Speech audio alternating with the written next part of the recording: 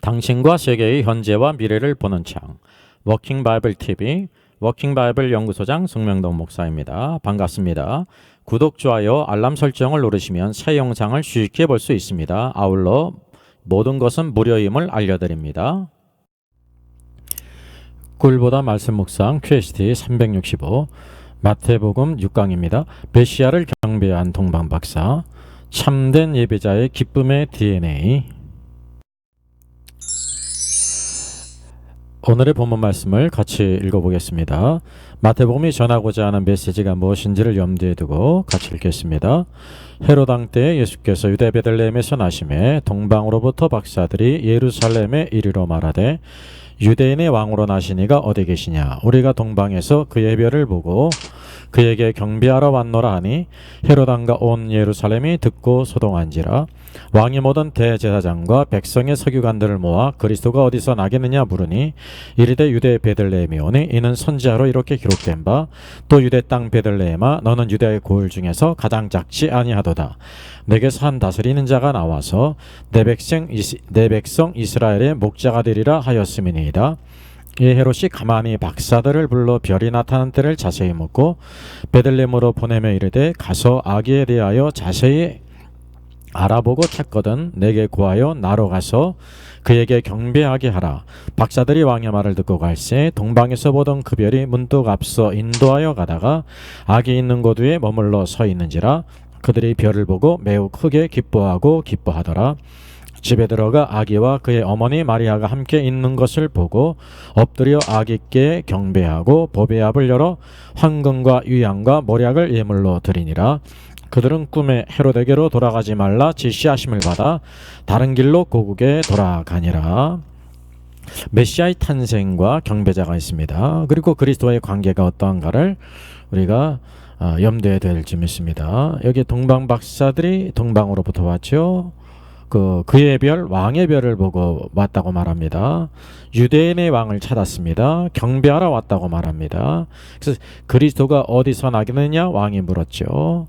그래서 서기관들은 미가의 예언을 따라서 그대로 대답했습니다. 여기 보게 되면 헤롯은 아기를 찾거든 내게 알려달라고 말합니다. 외적으로는 경배하게 한다는 거죠. 거짓이었습니다. 또 그의 별을 문득 앞서 인도하여 가다가 왕의 별을 발견했습니다. 또다시 그들이 별을 보고 매우 크게 기뻐하더라 라고 말씀하고 있습니다. 이것이 뭐냐면 동방박사들 경배자들의 기쁨이라는 거죠. 뿐만 아니라 그 아기 예수님을 보고도 마리아의 그 행색을 보고도 엎드려 경배를 드렸을 뿐만 아니라 준비한 예물을 드렸습니다. 우리는 여기에서 참된 믿음이란 무엇인가를 보게 됩니다. 여기 서기관과 대제사장들이 있죠. 박사들이 유대인의 왕으로 나신 이가 어디 있느냐라고 물었습니다. 이것은 어떤 의미일까요? 업일까요? 적극적인 의미일까요? 다운 소극적인 의미일까요? 예, 적극적인 의미입니다. 헤롯 왕이 서기관 대제사장에게 그리스도가 어디서 나겠느냐고 물었습니다. 그러니까 왕은 하나님의 백성이면서 또 하나님의 백성들을 다스리는 왕이었지만 성경에 대해서 무지했습니다. 세상의 정치가 그러하듯이 헤롯이 그랬다는 것입니다. 서기관과 대제사장은 메시아가 어디서 탄생할 것인가를 말했습니다. 유대의 베들레헴이 오니 이는 선지자로 이렇게 기록된 바 또 유대 땅 베들레헴아 너는 유다 고을 중에서 가장 작지 아니하도다. 내게서 한 다스리는 자가 나와서 내 백성 이스라엘의 목자가 되리라 하였음이니이다. 정확하게 대답했습니다. 그러니까 미가 선지자의 예언이었어요. 미가서 5장 2절. 한 가지 의문을 갖습니다. 이 서기관과 대제사장은 예수님이 어디에서 탄생할 것을 알았을 뿐만 아니라 동방박사들이 찾아왔음에도 불구하고 동방박사들과 함께 경배하러 가지 않았을까요? 그것은 바로 참된 예배자가 아니었기 때문입니다. 이전에는 그것이 잘 드러나지 않았지만 바로 왕이 오셨음에도 불구하고 관심조차 갖지 않는 거짓된 예배자였다는 사실입니다. 그러면 그들의 지식은 어떤 것이었겠습니까? 살아있는 지식일까요? 죽은 지식일까요? 예, 퀴즈대에 우승할 수 있는 그런 지식이었습니다. 그것은 살아있는 지식이 아니라 죽은 지식입니다. 머리로는 알고 있으나 믿음으로는 알지 못한다는 거죠. 동방박사들의 참된 믿음, 또 성경은 무엇이라고 말씀합니까? 그는 먼 동방에서 찾아왔습니다. 그리고 먼 동방에서 그 유대인의 왕 만왕의 왕을 찾아왔는데 무엇인가를 얻기 위해서 온 것이 아니라 경배하러 왔습니다. 경배할 뿐만 아니라 그들은 매우 귀한 예물을 가지고 왔습니다. 황금과 유향과 모략을 갖고 왔습니다. 이것이 참된 경배자의 증거라는 사실이죠. 그리고 아기 예수님, 강보에 쌓이신 예수님과 요셉과 마리아는 허름한 촌부였습니다. 그럼에도 불구하고 의심치 않고 엎드려 절하며 경배를 드렸습니다. 이것이 바로 참된 경배자라는 사실을 우리에게 보여주고 있습니다. 관점을 우리 분봉왕이었던 헤롯에게 돌려보겠습니다. 헤롯은 참된 경배자, 참된 믿음의 사람일까요? 그가 어떤 사람인가를 같이 한번 찾아보겠습니다. 박사들이 유대인의 왕으로 나신 이가 어디 있느냐고 물었습니다. 이때까지 아무도 몰랐으나 동방박사들로 인해서 유대인의 왕으로 나신 이가 왔다는 것을 알게 됐습니다. 그에게 아주 좋은 그러한 경험이 되겠죠. 근데 헤롯 왕은 서기관 대장들에게 그리스도가 어디에 나겠냐고 물었습니다. 성경에 대해서 무지했습니다. 세상의 정치가가 그러하듯이요. 한 가지 의문, 헤롯은 메시아가 베들레헴에 탄생할 것을 알았음에도 불구하고 함께 가지 않았습니다. 참된 경배자가 아니기 때문이죠. 그리고 이제 헤롯이 박사들을 가만히 불러서 별이 나타난 때를 자세히 묻고 베들레헴에서 보내면서 아기에 대하여 자세히 알아보고 찾거든 내게 알려주어서 그에게 경배하게 하라고 말했습니다. 이게 박사들이 생각할 때 헤롯은 어떤 사람으로 생각했을까요? 매우 경건하고 하나님을 경외하는 왕으로 생각했을 것입니다. 그리고 별이 나타난 때를 자세히 물었습니다. 속으로는 악한 의도인데 후에 박사들에게 속은 것을 알고 그때를 기준으로 해서 모든 남자아이들을 죽였습니다. 헤롯의 대학살입니다. 이것은 누가 기뻐하는 일일까요? 하나님일까요? 사단일까요? 예, 사단입니다. 처음 살인한 자 사단이 기뻐하는 일입니다. 가인이 사단과 하나가 되었듯이 헤롯이 사단과 하나가 되어 모든 영아 2살짜리 이하의 남자아이들을 모두 학살했다는 것입니다. 가룟 유다에게 사단이 들어갔고 그가 예수님을 팔았듯이 헤롯도 그러하다는 사실입니다. 참된 경배자는 하나님의 영광을 위해 드려지는 사람이 있는 반면에 사단에게 사용되지는 그런 사람이 있다는 것을 보게 됩니다. 예수님의 탄생과 동방박사들의 그 왕을 경배하러 온 것은 그 예루살렘 사람들이 어떤 신앙의 사람들인가를 보여주고 있었습니다. 이게 믿음의 실체가 무엇인가를 드러나는 순간이었죠. 헤롯 왕은 왕이었습니다. 하나님을 섬기는 왕이었음에도 불구하고 참된 왕을 경배하지도 않았고 그를 죽이려고 했습니다. 뿐만 아니라 서기관이 있습니다. 서기관 하나님 말씀을 맡은 사람이고 여기 대제사장이 제사장들이 있습니다. 모두 예수 그리스도께서 어디에 탄생할 것을 알았음에도 불구하고 관심도 없었고 가보지도 않았습니다. 그리고 이게 예루살렘 사람들이 있습니다. 하나님 백성들이죠. 모두 이 소식을 듣고 소동하고 말았습니다. 시끄럽게 소동하고만 사람들이었습니다. 여기 멀리 온 동방박사만이 이 모든 어려움을 겪고 예수님을 만나서 경배를 드리고 준비한 모든 예물을 드린 참된 경배자였습니다. 이전에는 그들이 참된 경배자인지 참된 믿음의 사람인지를 잘 드러나지 않습니다. 근데 어떤 일이 발생하게 될 때 그 믿음의 실체가 드러난다는 것을 우리가 보게 됩니다. 아기 예수님은 누구일까요? 우리의 관점을 한번 동방박사들이 아기 예수님을 경배하러 왔는데 아기 예수는 어떤 분인가를 살펴보겠습니다. 동방박사들은 유대인의 왕으로 나신 이가 어디 있느냐고 물었습니다. 동방박사들은 이제 유대인이 아닙니다. 이방인이죠. 그러니까 유대인의 왕과는 관계가 없는데 왜 그들이 유대인의 왕으로 나신 이를 찾았을까요? 상세히 살필 때 무엇인가 석연찮은 것을 발견하게 됩니다. 확실한 방법은 사실은 동방박사들에게 물어보면 되는데요. 이것은 미련한 방법입니다. 오늘도 성경을 통해서 우리가 그것을 찾을 수 있다는 것이죠. 박사들이 어떤 이유로 유대인의 왕이 어디 계신가라고 물었을까요?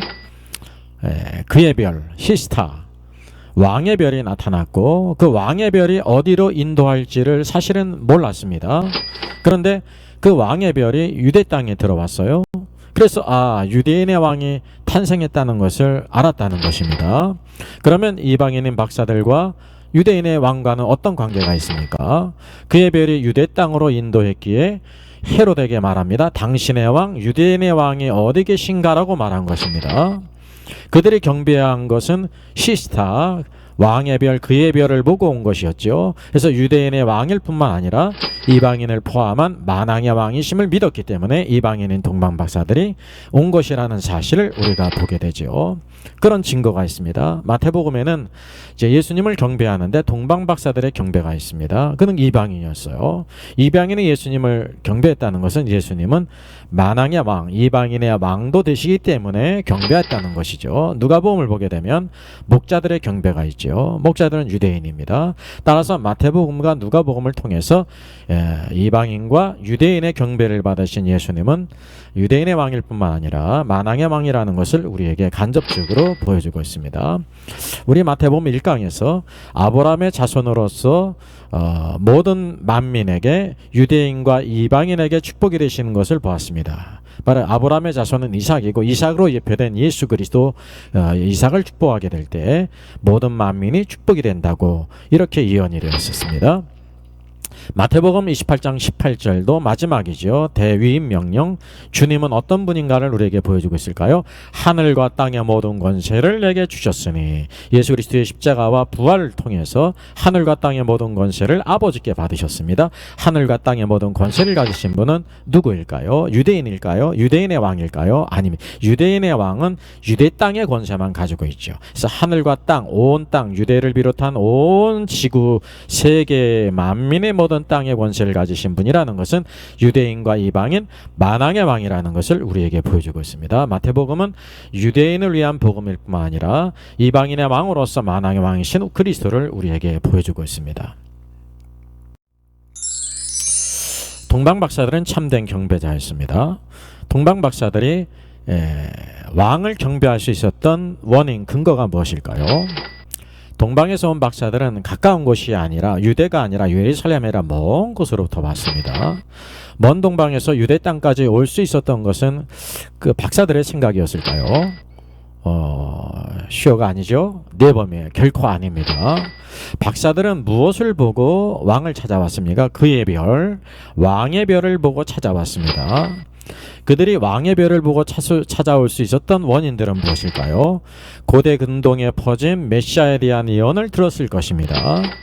그리고 이 하늘을 연구하다가 아주 기이한 하늘의 별, 왕의 별을 발견했습니다. 바로 저 별을 따라가면 그 유대인의 왕, 만왕의 왕이신 메시아를 경배할 수 있을 것이라고 생각했다는 것입니다.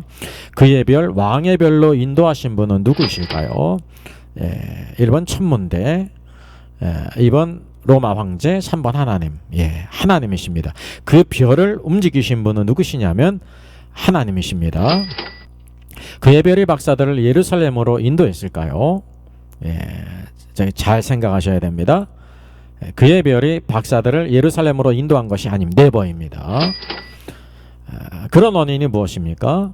이제 박사들의 생각에는 그 왕의 별이 유대 땅으로 들어오게 될 때 유대 땅으로 인도했으니 그 유대인의 왕은 왕의 도시인 왕도인 예루살렘일 것이라고 생각을 했습니다. 그것은 박사들의 생각이었습니다. 그래서 이런 여러 가지 일들이 발생했죠. 그 예루살렘을 떠나니 그의 별이 왕의 별이 다시 인도했습니다. 어디로 인도했습니까? 베들레헴으로 인도했습니다. 그리고 박사들은 무엇을 기뻐했을까요? 헤롯 왕을 기뻐했을까요? 재물을 기뻐했을까요? 그의 별을 기뻐했을까요? 그의 별이 문득 다시 나타나 그를 인도하게 될 때 기뻐했다는 것이죠.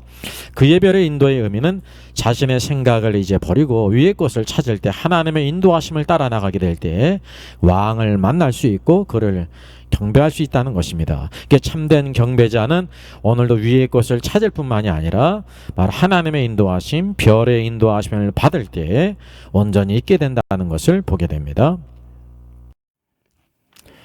귀하신 주여 날 붙드사 같이 찬양하겠습니다. 특별히 이 곡은 모리스 여사가 작사 작곡한 것입니다. 그는 주님을 너무 사랑한 나머지 약 1000여 곡의 찬송 작사 작곡을 했다고 합니다. 그리고 1913년 급격한 시력의 저하가 와서 오선지에 작곡할 수 없는 지경에 이르게 될 때 그의 아들이 8.5m 되는 오선지 흑판을 주문해서 분필로 작곡했다고 합니다. 그 모리스 여사가 주님을 얼마나 가까이 하고 또 주님의 뜻대로 살고자 하는지 정말 이 찬송에도 잘 나타나 있습니다. 다 같이 한번 찬양하겠습니다.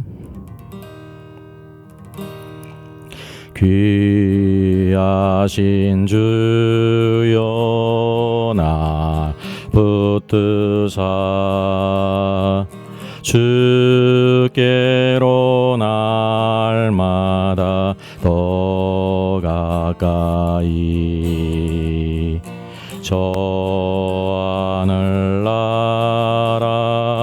나 올라가 구주의 품 안에 늘 안기요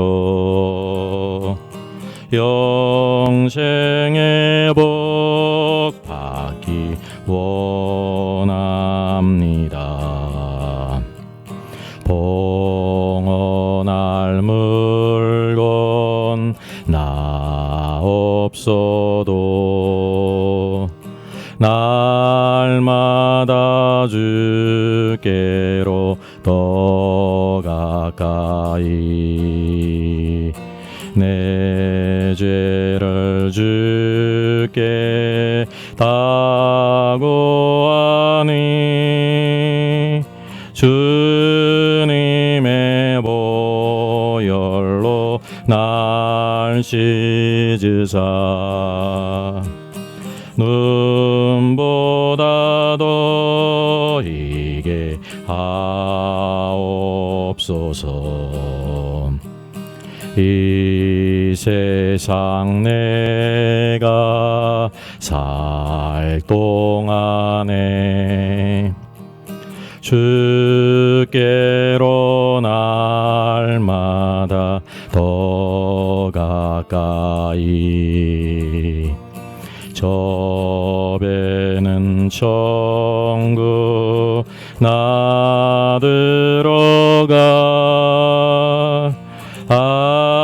한없는 복락을 다 얻도록 풍성한 은혜를 주옵소서.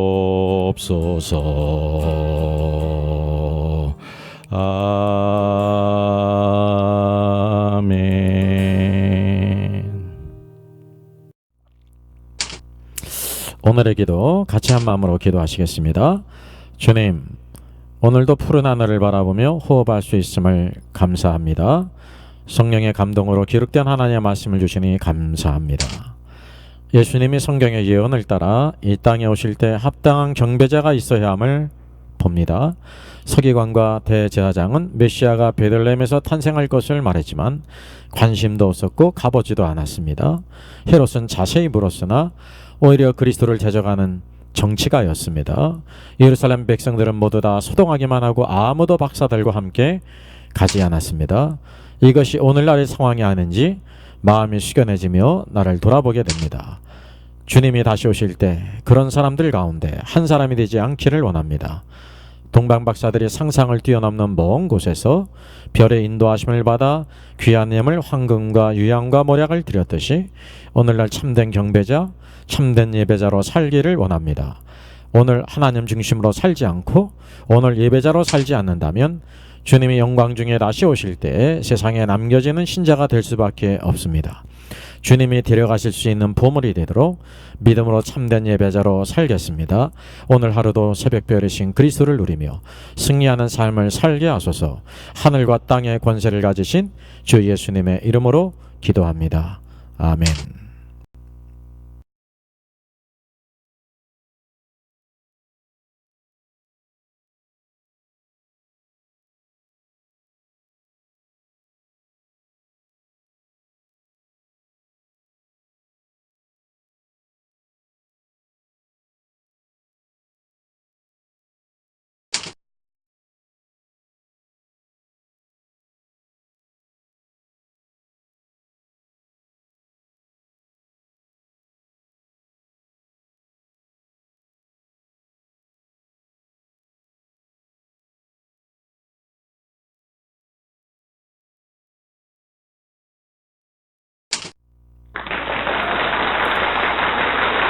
수고하셨습니다.